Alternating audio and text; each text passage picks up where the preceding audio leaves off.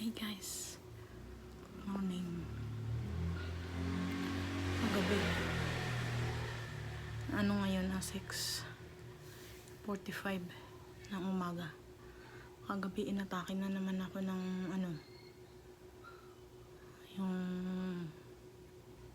tawag doon, yung sakit ng tiyan, suka, yung mga ganon. So siguro yun sa ang tawag dito, hindi ko alam exactly kung pero nung nakaraan inatake din ako, iba namang style, pero pag yung ganun, mayroon nagbigay sa akin na yung parang kaibigan ng ate ko, kalapit bahay. Kinuwento niya na yung nararamdaman ko, ang sabi ay GERD, parang ganun, gastritis, parang yung ganun, kasi nagkakaganon daw siya, nagsusuka, yung sumasakit ang tiyan.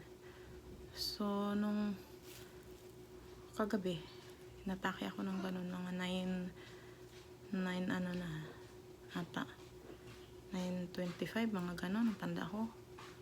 Tapos basta hindi ko mapilo, yung sobrang parang yung may sakit doon sa loob na umiikot. Yun ay nangyayari halimbawa mga nakaraang 2 araw, nakaraang 3 araw, kapag ako sobrang stress yung nararamdaman. Yun yung observation ko. Kapag sobrang stress na ako, ganun, nagsusuka ako, ganun, nagsasakit ang tiyan, or hindi ko din alam kung baka dahil sa stress. So yun. Tapos ngayon umaga, yung parang para akong nilalagnat din, dahil kagabi ginawa ko is nagkumot na ako ng makapal, nag long sleeve na ako, nag jacket na ako, maginaw pa rin, di ako nag electric fan. Tapos nung bandang parang mga launa na mga ganun, tanggal na yung ginaw ko, pero maya at mainubad ko na yung tapos parang maya at maya nararamdaman ko giniginawa ko, hindi naman sobra. Tapos nagkumot na lang ako ng makapal. Tapos yung pakiramdam mo, yung katawan na parang matagal ka nang nilalagnat. Hindi ko alam exactly kung hindi naman, minsan may time naman nakaka-stress na pangyayari sa buhay natin, na minsan siguro dahil sa stress, di ko din alam eksakto. Tapos itong may gamot ako na binigay nga nung ay sinabi ng ito, omeprazole. Yung ito lang naisip ko kagabi dahil sobrang sobrang di ko na talaga kaya, parang may umiikot na ganun. Nagutos na lang ako sa pamangkin, bibili mo nga ako ng gamot. Tapos uminom ako isa, kainom kong isa, mayat although parang umaatake pa din siya ng sakit, pero nakatulog ako. Yung parang dahil sa sobrang pagod nang naramdaman ko, yung sobrang sakit, parang may umiikot na ganun, minsan parang matigas, hindi ko mawari. Tapos yun, ang kasi nanlalamig ako, tapos nanglalambot sa sobrang sakit ng tiyan. Tapos yun, nasusuka. Tapos yun, uminom ako kagabi. Tapos ngayon umaga, ang pakiramdam ko yung para kung galing sa lagnat, yung parang mga ilang araw ka na nilalagnat, yung sobrang lagnat mo. So yun ang pakiramdam ng katawan ko ngayon.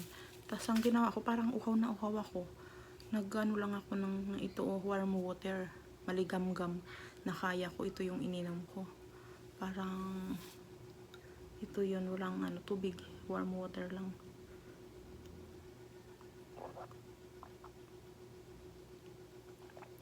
Tapos iniinom ko siya.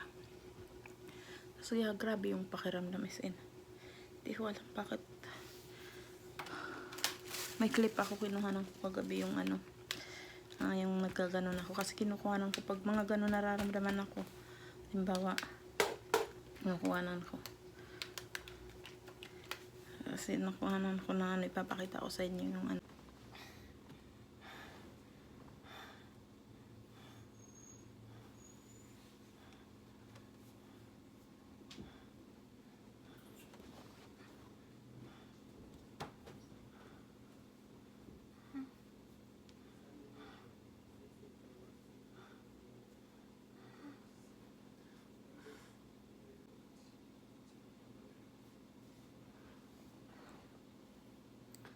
sakit tiyan ko.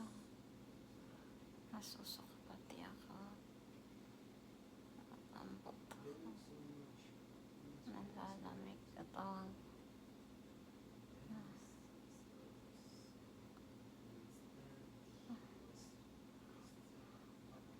Ilang beses na ako CR. Sira ka. Hindi ko alam bakit. Kinain ko ng tinapay sandwich. So, gumawa ako. Ano na itlog ka. Yan lang.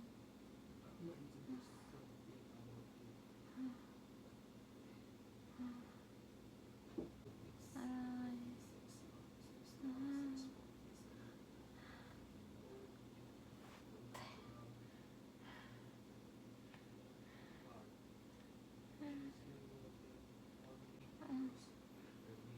Oras na ba?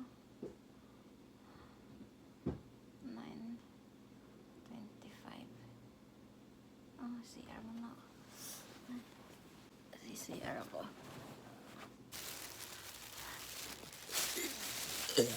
Buka ako.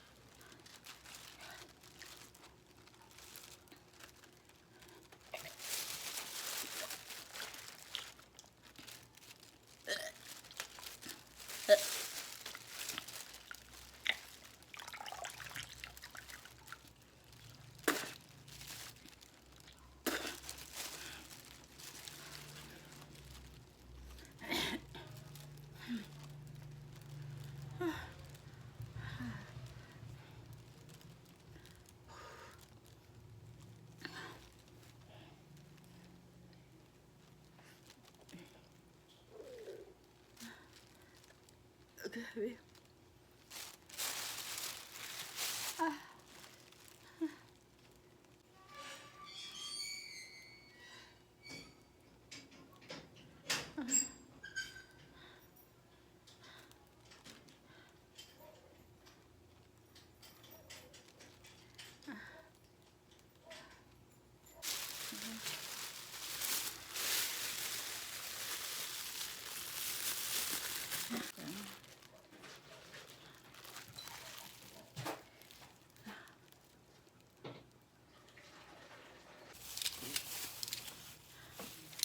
Ano ako nila?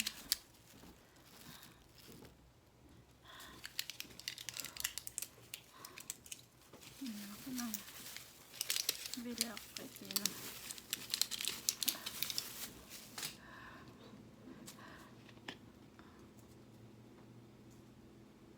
Ano yun ang loob niya?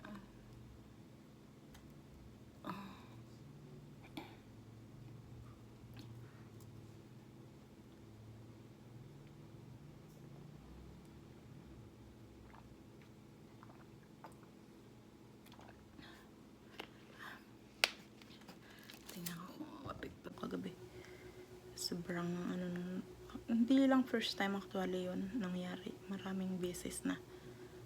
Kung dahil sobrang stress.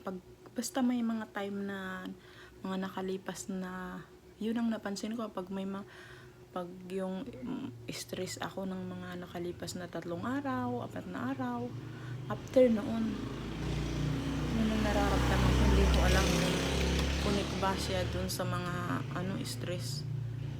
Hindi naman pwede. Minsan may mga pangyayari talaga na sobrang stress mo na naganap.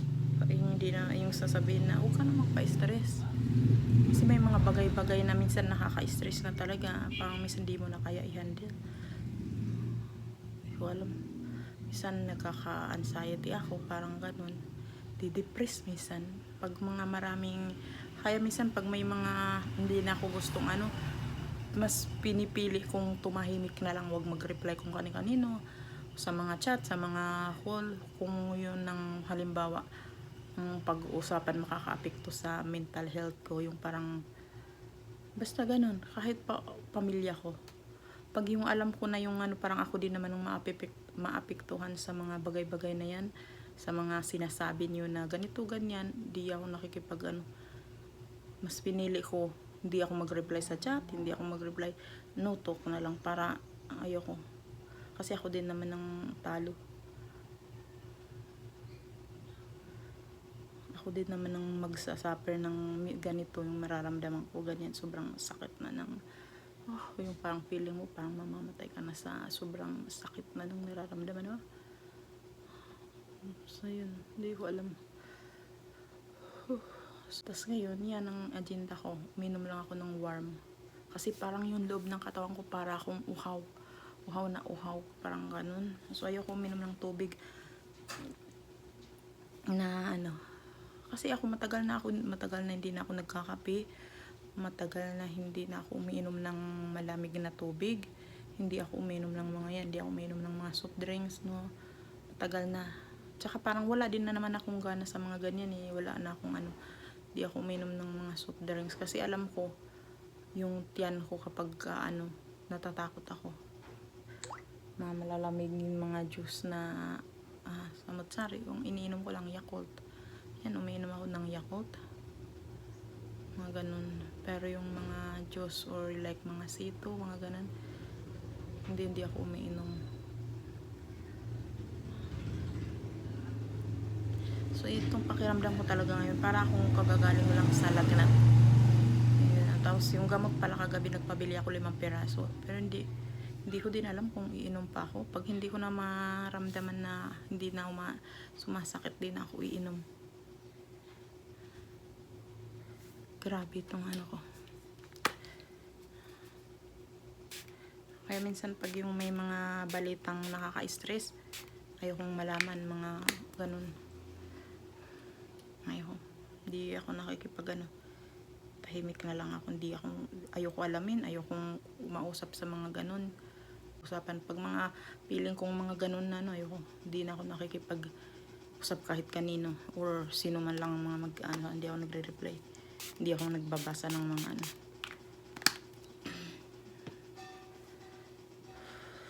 So yun guys, thank you for watching.